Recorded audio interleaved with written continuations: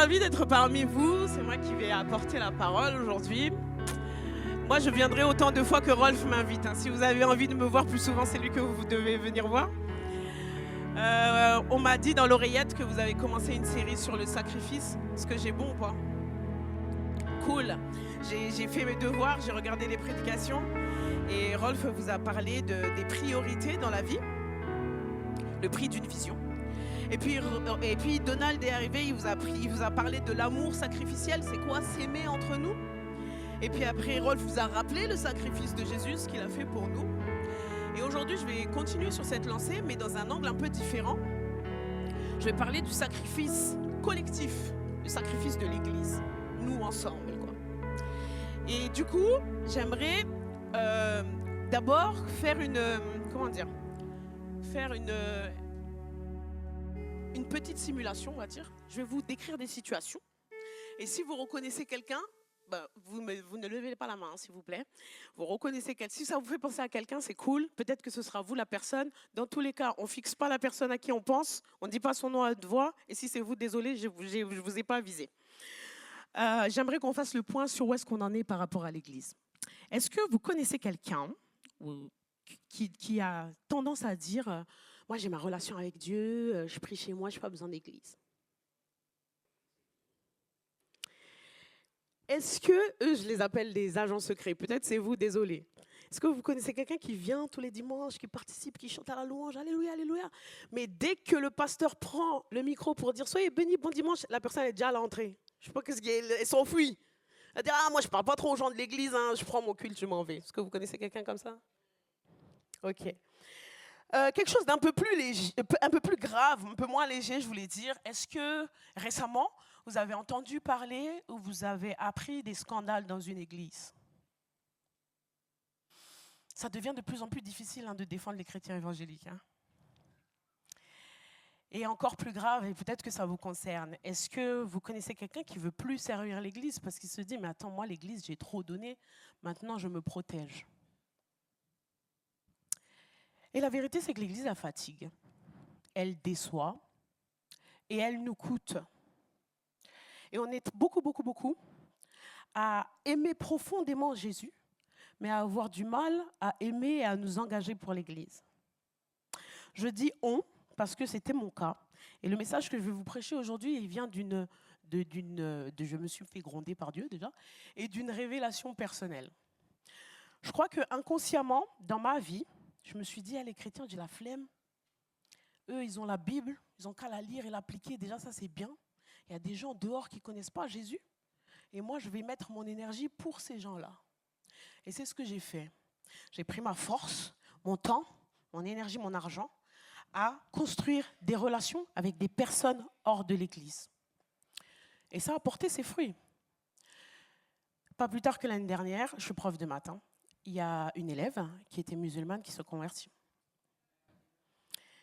Il y a 2 ans, il y a un collègue qui est venu me voir et qui m'a dit « Ma mère, elle fait une rechute de cancer. S'il te plaît, Jenny, est-ce que tu peux prier pour moi ?» Et ce qui est incroyable par rapport à cette histoire, c'est qu'il a discuté avec d'autres collègues et ils se sont dit « Demande à Jenny de prier. » Donc, je ne sais pas comment ça s'est su que moi, je priais. En tout cas, ils l'ont su et ils ont dit peut-être que Jenny a la solution. J'ai prié pour sa mère. Elle a fait ses examens et le cancer, il n'était plus là. Comme le Seigneur s'est glorifié, ça m'a un peu confortée dans ma démarche. Mais le revers de la médaille, c'était quoi? C'est que je critiquais beaucoup l'Église et beaucoup les chrétiens. Et il y a eu un moment en septembre, je cherchais une église. Et c'était difficile, c'était vraiment difficile. J'allais sur les sites, il n'y avait pas l'horaire des cultes. Quand il y avait un site, parce que des fois, il n'y avait pas. Et puis après, je disais, c'est quoi ça encore? Et puis après, je regardais les photos sur Google Maps. Là, vous voyez, quand vous cherchez l'église, où est-ce que c'est et tout? Il y avait des bennes à poubelle devant l'église. Et ça m'énervait. Je disais, ça c'est quoi ça, Seigneur? Les gens, ils sont pas sérieux. Et puis tout le temps, on parle d'excellence dans l'église. On dirait c'est que pour la louange. Les infos sont pas accessibles. Moi, Seigneur, je vais tenir. J'ai envie d'aller à l'église. Mais en vrai, ce que fait les chrétiens là, ça va pas. C'était ça ma posture. Et le Seigneur m'a dit, Jenny, tu n'aimes pas les chrétiens comme je voudrais que tu les aimes. Et donc, tu n'aimes pas l'église. Et en fait, j'avais perdu patience envers les chrétiens. Et c'est là que le Saint-Esprit m'a rappelé le verset qui est dans Galates 6,10, qui s'affichait tout à l'heure. La Bible, elle dit, est-ce que je peux envoyer? Je ne sais pas si ça marche. Mais en tout cas, je connais, je vais le faire en attendant. La Bible, elle dit ainsi, faisons, tant que nous avons l'occasion, faisons du bien à tout le monde. Et en premier lieu, à ceux qui appartiennent à la famille des croyants. C'est le premier lieu là que je n'avais pas compris. Et puis, bon, c'est pas fini le grondage, je continue à vous raconter. Du coup, le Seigneur, il me dit, Jenny, c'est pas à toi de me dire. Enfin, ce qu'il dit, c'est que l'Église, c'est mon projet. L'Église, c'est mon idée. C'est pas à toi de me dire, oh Seigneur, tu sais, ton idée de réunir des gens imparfaits, c'est pas ouf, hein. En plus, ça fonctionne pas trop. L'Église, c'est mon projet. Et aujourd'hui, c'est pour ça que je suis devant vous. Je suis convaincue que l'Église, elle existe parce que le Seigneur a choisi de se glorifier, pas malgré un peuple, mais à travers un peuple. Le Seigneur, il ne nous regarde pas et il nous dit « Oh, ils font n'importe quoi, mais je vais me glorifier quand même. » Ce n'est pas ça qu'il dit. Il dit « Je vais me glorifier à travers ce peuple imparfait. » Et du coup, ça m'a amené à cette question. Et si notre difficulté à nous engager et à aimer l'Église, elle provenait d'une mauvaise compréhension de ce qu'elle est. Aujourd'hui, c'est une invitation. Attendez, je marche. Aujourd'hui, c'est une invitation à redécouvrir l'Église. Et ça ne veut pas dire oublier tout ce qui nous avait découragés. Mais c'est tourner notre regard sur ce que Dieu y voit encore. On va ouvrir la lettre à 1 Pierre, chapitre 2, verset 5 et le verset 9. Je n'ai pas affiché le verset parce que je trouve, ça c'est ma propre rébellion personnelle, désolé Rolf, je trouve qu'on n'ouvre pas assez la Bible dans l'église et qu'on affiche les versets et puis on lit sur un écran, donc je vais vous laisser le temps d'ouvrir votre Bible. C'est la première lettre de Pierre, chapitre 2, verset 5 à 9. Verset 5 et verset 9, pardon. C'est là-dedans qu'on va essayer de redécouvrir l'Église. Et j'ai appelé mon message « L'Église incomprise mais précieuse ». Avant, je vais un petit peu prier. Seigneur, merci. Merci pour ta parole. Merci parce que tu ne nous laisses pas nous enfoncer dans des faux raisonnements. Seigneur, tu nous reprends comme un père. Et surtout, tu nous apprends à faire mieux. C'est ma prière pour ton peuple aujourd'hui, Seigneur. Permets-nous de voir à nouveau ce que toi, tu as pensé dans ton esprit quand tu as créé l'Église. Permets-nous d'aimer l'Église comme toi, tu l'aimes, Seigneur.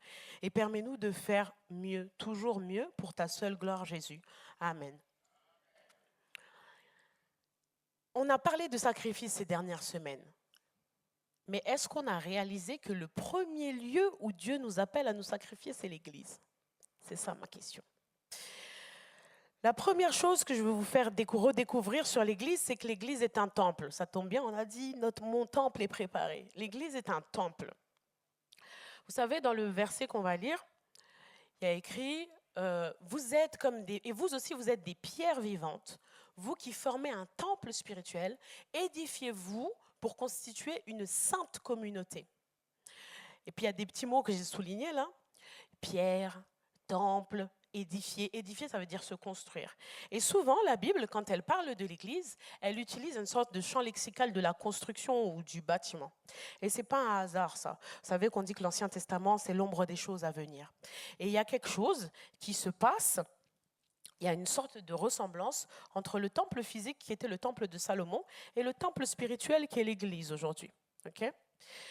Je vous invite à lire vraiment ce chapitre. C'est dans le premier livre des rois, au chapitre 8, c'est le moment où Salomon va inaugurer le temple. Et il va faire une prière d'intercession. Donnez-moi 30 secondes, je vais boire. Il va faire une prière d'intercession juste à l'inauguration du temple. Et il va dire à Dieu, Seigneur, que dans ce lieu, quand on a des problèmes, c'est ici qu'on va régler on va faire justice.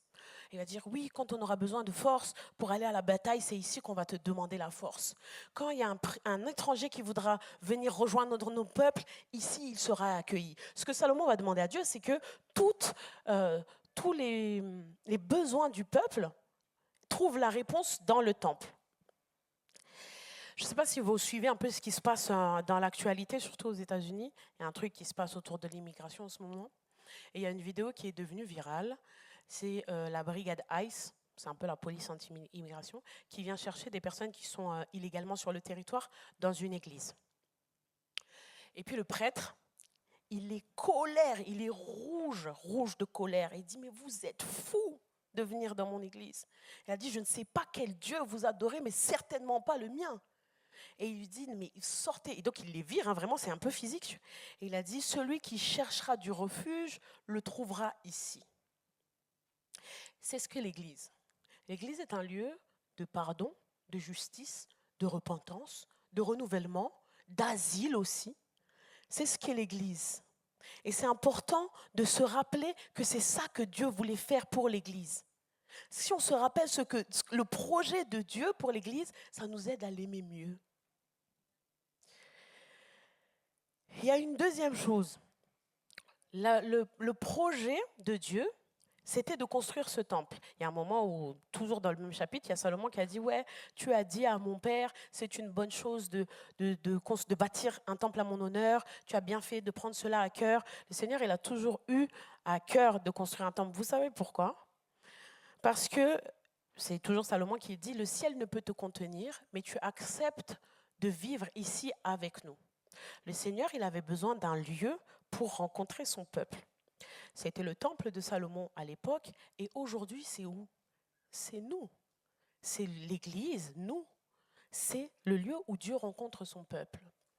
Et il y a quelque chose de puissant que j'ai trouvé quand j'ai préparé le message. Vous savez, nous, surtout nous les chrétiens évangéliques, on cherche un peu la présence de Dieu. Voyez, mais on pense que c'est un peu quelque chose dans l'air, comme ça, qui se passe. Pas du tout. Dieu, il a promis à Salomon qu'il serait présent dans le temple. Que tes yeux veillent nuit et jour sur ce temple, ce lieu dont tu as toi-même dit, là je serai présent. Et ça m'a fait penser à quelque chose. Car là où 2 ou 3 sont assemblés en mon nom, je suis présent au milieu d'eux. La présence de Dieu, c'est vous et moi, tous ensemble on est réunis, la présence de Dieu est là. C'est incroyable, hein? C'est incroyable. Et c'est pour ça qu'on a besoin d'être l'Église. Parce qu'on a besoin d'être un endroit où Dieu va habiter. Dieu, il habite en nous. C'est un peu théologique ce que je dis, mais je trouvais que c'était important de nous rappeler que l'Église, c'est un temple. Et vous savez, les Juifs, ils étaient très fiers de leur temple. Hein. C'était quelque chose... et ils avaient raison d'ailleurs, parce que Salomon, il utilise du matériau coûteux, un peu de luxe, hein, pour bâtir le temple. Et en même temps, ils ont beaucoup souffert de la destruction du temple. Vous savez qu'il y a 2 livres dans la Bible qui sont consacrés que à la reconstruction du temple, hein, Esdras et Néhémie. Et ça m'a interrogée sur nous-mêmes. Quand est-ce qu'on a été fiers d'appartenir à l'Église? C'est stylé. Et à la même... Et pareil, quand est-ce qu'on s'est lamenté quand l'Église est détruite? De se dire, mais Seigneur, c'est pas normal, comme la Bible dit, mettre de la cendre sur sa tête. C'est pas normal ce qui se passe. Le temple de Salomon, il n'existe plus. Il est détruit. Mais le Seigneur, il n'a pas abandonné son projet. Et c'est pour ça qu'on est là. On est ce temple spirituel dont parle la lettre de Pierre. Et je vous disais, le temple, il est important parce qu'on va devoir se réunir, on va devoir être ensemble, parce que c'est mon deuxième point, l'Église est un peuple. L'Église est un peuple. Toujours dans la lettre de Pierre, la Bible dit, mais vous êtes un peuple élu. Ok, une fois un truc de groupe. Une communauté de rois prêtres, d'accord? Une nation sainte, ok? Un peuple, ok? Ce que nous sommes, c'est un groupe. Tout ça, c'est une histoire de groupe, ok? Et je sais que dans nos conversations, on a tendance à dire, ouais, le salut c'est personnel, c'est individuel. Désolée, je ne voulais pas faire cette voix. Mais il y a quelque chose qui est partiellement vrai là-dedans. Parce que quand le Seigneur, il sauve, il rassemble toujours. Si vous lisez la Bible, de Genèse 1 jusqu'à Apocalypse 22, le Seigneur, il a toujours choisi un peuple pour agir. Au début, il choisit un couple, Adam et Ève. Ok, 2 personnes. Ensuite, il choisit Abraham. pour en faire le père d'une multitude. Et puis de son petit-fils Jacob, il fera un peuple, Israël. Et de Israël, il va avoir des tribus, des petits groupes. De la tribu de Juda va naître notre sauveur, Jésus. Jésus est sur terre, et il marche avec 12 mecs. Ces 12 apôtres forment les fondations de ce qu'est l'Église. Le Seigneur, il a toujours choisi un peuple pour agir. Et aujourd'hui, la Bible dit dans Éphésiens 2:20 que nous avons été intégrés à l'édifice qui est construit sur le fondement que sont ces apôtres, les prophètes. L'Église, c'est un peuple. Le Seigneur, en fait, on pourrait faire un remix et dire le salut, il est collectif. Être chrétien tout seul, ça n'existe pas. Ça n'existe pas. Être chrétien tout seul, ça n'existe pas. Et nous sommes une famille. Je sais que c'est un peu... Des fois, ça trigger les gens quand on dit ça. Mais c'est ce que la Bible dit. Si on regarde la Bible, elle nous appelle famille. Vous regardez à gauche, vous regardez à droite, vous dites « Ah, t'es de ma famille ». Et je pense que... Je vais aller sur un terrain un peu assez mouvant, mais suivez-moi, ok? Ne me regardez pas en bizarre. Je pense que inconsciemment, et je suis avec vous, on fait un peu quand même une hiérarchisation dans le sens, moi, ma famille, c'est mes parents, mes frères, ok? Après, ok, ma famille, c'est l'église. Mais vous voyez qu'il y a quand même une sorte de là et là, ok? Il y a une parole assez provocatrice de Jésus dans l'évangile, où il va dire, on va lui dire, hey, il y a ta mère et tes sœurs et tes frères qui te cherchent. Qu'est-ce que va répondre Jésus? Qui sont ma mère? Qui sont mes frères? Je ne sais pas si vous lisez. Comme moi, la première fois que j'ai lu ça, j'ai dit, bah ok, désolé en fait d'exister. Il y a un truc assez provocateur, c'est fait exprès, mais suivez-moi. Ce que Jésus dit, c'est pas je m'en fiche de ma mère et de mes frères, au secours, c'est pas ça qu'il dit. Mais il y a un truc qu'on essaye d'avoir dans l'Église et je ne crois pas que ça existe, ça s'appelle l'équilibre. Suivez-moi. Je ne crois pas que ça existe l'équilibre. Je crois que on travaille en tant que rythme. Un peu comme le peuple d'Israël dans le désert. Quand la colonne de feu se lève, on se lève. Quand la colonne de feu s'arrête, on s'arrête. On travaille au rythme de Dieu. Pourquoi je vous dis ça? Jésus, à ce moment-là, quand il dit qui sont ma mère, qui sont mon père, qui sont mon frère, il est au début de son ministère. Sa priorité, c'est quoi? Propager l'évangile, propager son message et son enseignement. Donc à ce moment-là, sa priorité, c'est les personnes qui sont devant lui, qui viennent, qui doivent être trucs. Ça ne veut pas dire que Jésus s'en fiche de sa famille. Pourquoi? C'est dans la Bible aussi. Au dernier moment, sur la croix, qu'est-ce que fera Jésus? Il va penser à sa mère. Il va dire, mais attends, c'est une maman juive, sans mari, sans fils aîné. Qu'est-ce qui va se passer pour elle? Et alors qu'il est à l'article de la mort, il va la confier à Jean. Il va dire, voici ta mère et voici ton fils. Et à ce moment-là, sur la croix, sa priorité, c'était sa famille. Et je crois que c'est comme ça aussi dans notre vie. Il y a des moments où toute votre énergie, elle doit aller que dans vos enfants. C'est comme ça que Dieu, il a design votre vie. Et il y a des moments où le Seigneur, il a besoin de vous quelque part et toute votre énergie, ça va être dans une formation, j'en sais rien, dans vos études. Et c'est comme ça pour l'instant. Et ça ne veut pas dire qu'on s'en fiche de notre famille. Ça veut dire qu'on essaye de faire dans le rythme de Dieu. Et je crois que, en fait, nous, on a tellement mis des trucs, ouais, d'abord il y a ça, après il y a ça, après il y a ça, que c'est comme ça qu'on a négligé notre famille qui est le peuple des croyants. Et quand on réalise, quand on est une famille, il y a des choses que vous ne faites pas dans votre famille. Il y a des choses que vous faites dans votre famille. Par exemple, on ne critique pas publiquement sa famille. Je vous assure que si vous voyez un pote à vous prendre son téléphone, mettre sa caméra et dire « Ouais, ma mère, c'est une ouf, elle paye pas les factures », personne ne va faire ça. Même si c'est vrai, vous allez le regarder en fou. Qui fait ça? Personne ne fait ça. Mais nous, on fait ça à l'église. Hein. On s'assoit, on dit « Telle église, tel homme de Dieu. » Ou on ne le fait pas peut-être sur Internet, mais on le fait dans nos cercles. Hein. On ne se met pas dans des bâtons dans les roues dans une famille. Okay, moi, j'ai envie que mes frères ils avancent. J'ai envie qu'ils aillent même plus loin que moi, je suis allée. On se soutient, on s'aime, on s'entraide, on est généreux dans une famille. Et en fait, la même considération qu'on donne à notre famille terrestre, c'est ça que je vous invite à donner à l'église. qu'on puisse mettre la même patate qu'on met dans nos familles dans l'église. Parce que malheureusement, et ça, ce n'est pas une critique, nos églises sont parfois devenues des théâtres d'ego. Et ça attriste le cœur de Dieu, ça. C'est moi, mon service, et puis j'aime pas, et puis comment elle m'a dit, et puis machin. C'est pas comme ça. C'est pas comme ça. L'église est un peuple. Et la Bible, elle dit, une famille qui est divisée ne peut subsister. Et c'est important que l'église, elle subsiste. Pourquoi? Parce qu'elle a une mission, elle a une vocation. Et c'est mon troisième point. L'église est un sacerdoce. Toujours dans cette lettre dans laquelle on voyage, il y a écrit « Édifiez-vous pour constituer une sainte communauté de prêtres, chargés de lui offrir des sacrifices spirituels qu'il pourra accepter favorablement par Jésus-Christ. » Dans l'autre verset, dans le verset 9, Pierre nous appelle des rois-prêtres. Donc, c'est une fonction qu'on a.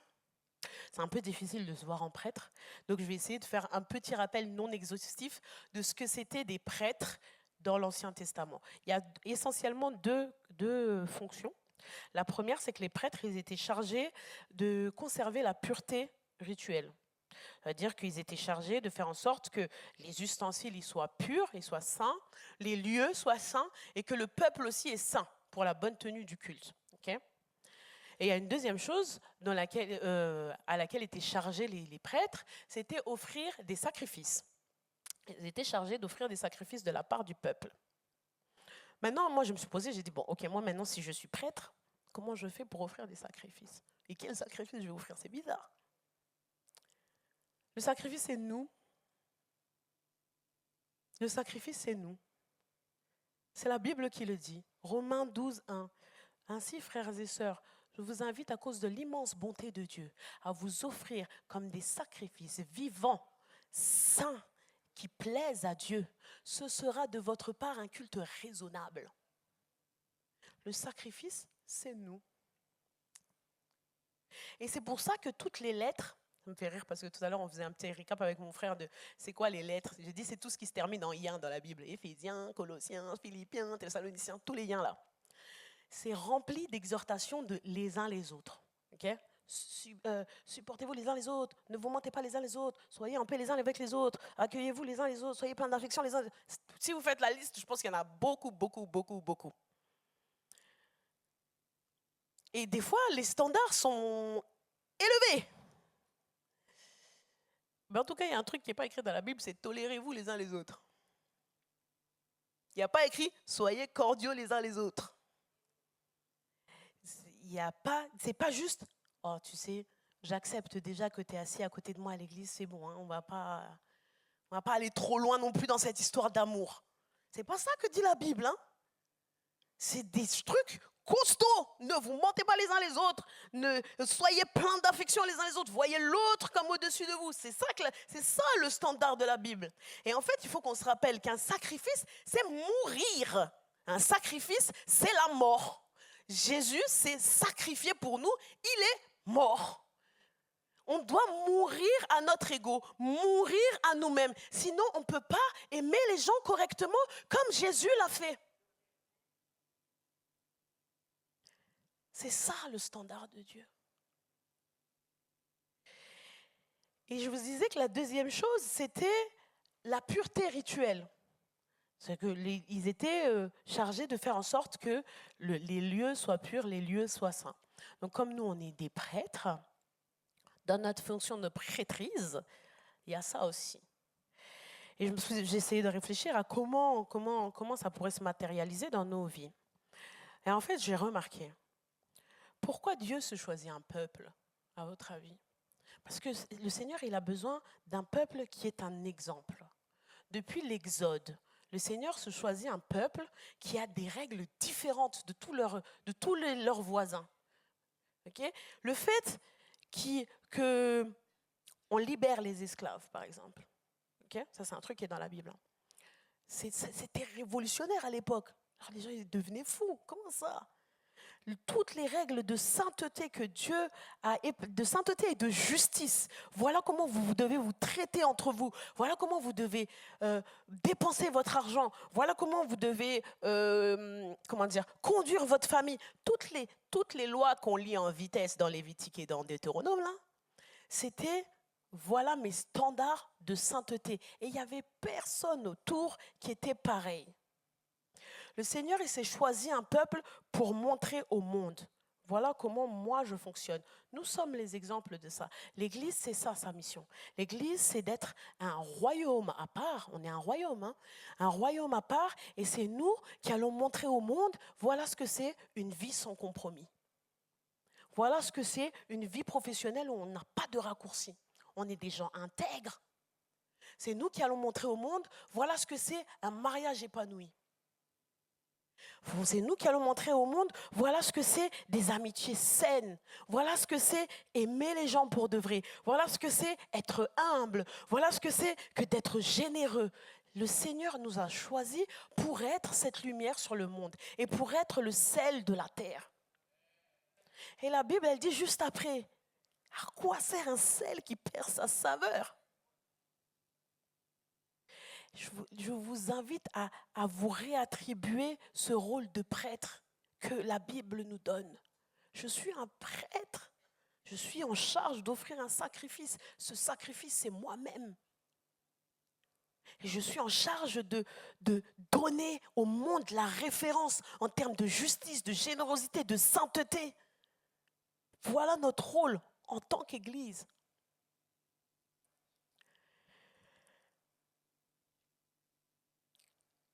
Je vous expliquais au début d'où me venait ce message. Et je sais que le thème, c'est le sacrifice. Et en fait, je me disais, on ne peut pas... c'est difficile de se sacrifier pour quelque chose qu'on ne comprend pas. Et c'est pour ça que le Seigneur m'a donné ce message pour vous et moi. Pour qu'on se rappelle que l'Église, elle est précieuse. Elle est dans le plan de Dieu. Si le Seigneur avait voulu nous sauver individuellement, il l'aurait fait. Hein. Le Seigneur, il a choisi un peuple parce que c'est comme ça qu'il veut que ce soit. Et il ne s'est pas trompé en nous réunissant, vous et moi. On a des vies différentes, des caractères différents, des trajectoires différentes. Et le Seigneur nous a voulu ensemble. Et pas juste ensemble dimanche, mais vraiment s'aimer profondément comme Christ a aimé l'Église.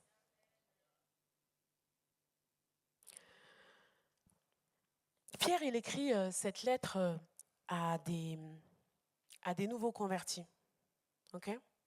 Pour leur rappeler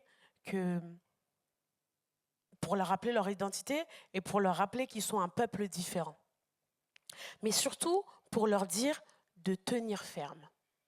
De tenir ferme. Parce que c'est difficile d'aimer l'Église. Sinon, il n'y aurait pas tout ça. Hein. Si c'était facile, on n'allait pas nous dire dans la Bible de le faire. On est d'accord ou pas ? C'est difficile d'aimer l'Église. Et c'est pour ça que Pierre, il rappelle à ces gens, il dit, tenez bon, c'est ça que Dieu a voulu pour vous. Souvent, le Seigneur, quand il présente le royaume, vous voyez, quand il y a les paraboles du royaume, il parle d'invitation, de banquet. C'est un truc où il y aura la fête, il y aura beaucoup de monde. C'est ça le projet de Dieu, de réunir beaucoup de monde ensemble pour la gloire de son nom. Et je pense, et je crois que c'est ce que Dieu m'a mis à cœur, que c'était nécessaire de nous rappeler pourquoi on fait ça. Pourquoi on est là tous les dimanches? Pourquoi on tue notre chair quand quelqu'un nous a mal parlé, il nous a pas dit bonjour, et puis il a pris ma place, et puis moi je voulais un solo à la louange, et puis c'était moi au planning normalement, et puis voilà. Chut. De la même façon que Dieu m'a dit chut, là je vous dis chut aussi. Reconcentrons-nous sur ce qu'est l'Église. L'Église est précieuse. Le Seigneur est mort pour elle et il l'appelle son épouse. Océane, papa. Ok. Excusez-moi. Il appelle son épouse. Et c'est formidable. Je ne sais pas si vous avez remarqué ça dans la Bible, mais la Bible elle commence par un mariage et elle finit par un mariage. Les noces de l'agneau, auxquelles vous et moi, on est tous invités. Le Seigneur, il m'a appelé pour vous rappeler qu'il est mort pour l'Église, qu'il appelle son épouse, qu'il la garde pure pour le dernier jour. On prend la Sainte Seine tous ensemble.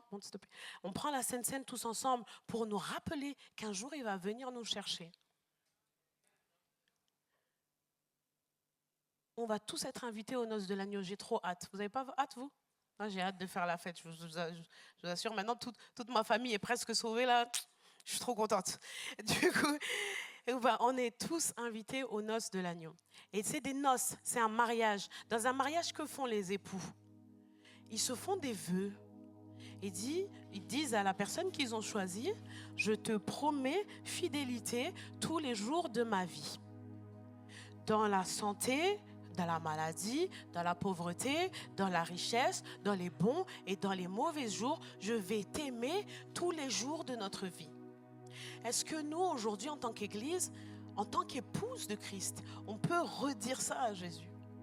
Seigneur, parce que tu nous as aimés, parce que tu es mort pour cette Église, que tu l'appelles précieuse, qu'elle est ton corps dont tu es la tête, nous allons, Seigneur, nous engager à faire des efforts pour qu'elle ressemble à ton projet. Je rêve d'une Église où on peut partager les joies. Moi, j'aime bien faire la fête, j'aime bien manger. On peut fêter des naissances, on peut fêter des baptêmes. Et puis, un tel a eu le permis, le diplôme. Alléluia, alléluia, gloire à Dieu. Mais aussi, dans une église où on partage les peines, le deuil, le chômage. Quelqu'un qui est en instance de divorce, il dit, mon pote, je te lâche pas. Parce qu'on est une famille, on est ce peuple. On doit montrer aux autres que nous, quand on s'aime, c'est pour de vrai. Je rêve d'une église où on fait ce qu'il y a écrit les uns les autres. Pas on choisit ça, j'aime bien, ça, j'aime pas, ça, c'est difficile. Et si on n'arrive pas, qu'on puisse se lamenter, dire Seigneur, je suis désolé, pitié, donne-moi le vouloir et le faire pour faire comme toi tu as pensé. Et d'arrêter de me trouver des excuses. Oui, l'église, c'était plus que c'était avant. Oui, les hommes de Dieu. Oui, mais je suis blessé. Qu'on puisse dire à Dieu, Seigneur, guéris-moi pour que je sois la pierre vivante que tu as taillée pour ton édifice. Le Seigneur, c'est son projet depuis le début. Il a voulu se construire un temple qui a l'honneur de sa gloire. C'est incroyable, le ciel ne peut le contenir. Il a fait tout ce qui est au ciel, tout ce qui est dans la terre, tout ce qui est dans les mers. Et il choisit, vous et moi, pour habiter. Est-ce qu'on peut réaliser à quel point on est honoré d'accueillir la présence de Dieu? Nous sommes l'église, c'est stylé les amis. C'est stylé, je ne sais pas à quel moment on a porté ça comme une honte. On a presque peur de dire que nous on aime Jésus parce que tout le monde fait n'importe quoi dehors. Même si tout le monde fait n'importe quoi dehors, que l'église de la Pépinière se dise, nous on va être l'église.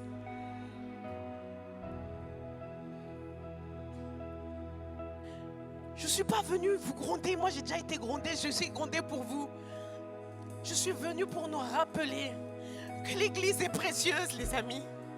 La Bible dit que le roi et les ténèbres ne prévaudront pas contre elle. Est-ce que vous pouvez réaliser à quel point elle était tellement chère pour Jésus que quand il est allé sur la croix, il a dit ça vaut la peine, ça vaut la peine. Il y a des gens qui ne se connaissent pas, qui vont être ensemble et qui vont s'aimer quelques heures avant de mourir. Moi si c'était quelques heures avant de mourir les amis, je ferais autre chose que dire à des disciples, il n'y a pas de plus grand amour que donner sa vie pour ses amis. Dans les dernières heures de sa vie, alors qu'il est angoissé, il va dire, je vous donne un commandement nouveau, aimez-vous les uns les autres.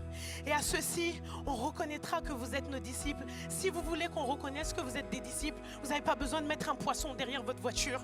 Vous n'avez pas besoin de mettre une petite croix. Vous avez juste besoin de nous aimer les uns les autres. Merci Jésus, parce que tu nous as aimés assez pour nous former une famille de nous. Merci Jésus, parce qu'un jour, nous allons être ton épouse, présentée sans bride et sans tache pour ta gloire, Jésus. Merci Jésus, parce que tu nous as aimés le premier. Tu nous as montré comment on aime d'abord et tu nous as montré l'exemple et tu nous invites. Par ton Saint-Esprit, tu nous donnes la force à faire mieux. Seigneur, qu'à partir d'aujourd'hui, à Saint-Denis, à la Pépinière, on soit un exemple de ce que c'est, ce que tu as pensé dans ton projet. Quand tu as fait de nous un temple, quand tu as fait de nous un peuple, quand tu as fait de nous une communauté de rois prêtres, Seigneur, qu'on puisse offrir des sacrifices comme tu l'as voulu, des sacrifices vivants qui sont nous-mêmes. Seigneur, qu'on meure à notre orgueil, qu'on meure à ce que nous voulions, qu'on meure à tous ceux qui pensent à toutes nos excuses pour ne pas faire ce que tu nous as demandé de faire, Seigneur. Et qu'un jour, quand nous serons face à face, tu nous diras: bon et fidèle serviteur. Tu es bon, Jésus. Tu es bon, Jésus, parce que tu nous reprends, Seigneur, et tu nous apprends à faire mieux. Tu es bon, Jésus. Alléluia. Alléluia.